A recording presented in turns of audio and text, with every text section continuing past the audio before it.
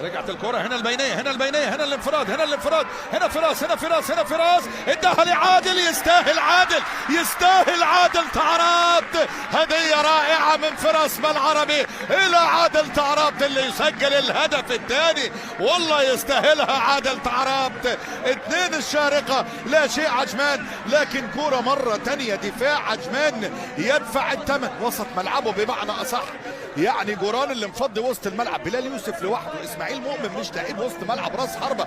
شوف هنا بقى عبد الرحمن اللي قعدها بالخطا، وهنا استغلها فراس. بص استغلها فراس، هيعمل ايه ميلوش؟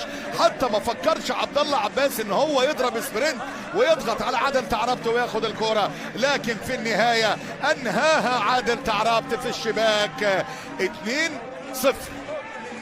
2-0. عادل تعرابت يسجل الهدف الثاني لنادي الشارقة هنا في أرضية الملعب. شوف فراس بالعربي الصناعة، وشوف الإنهاء من عادل تعرابت اللي يسجل الهدف الثاني لمصلحة نادي الشارقة.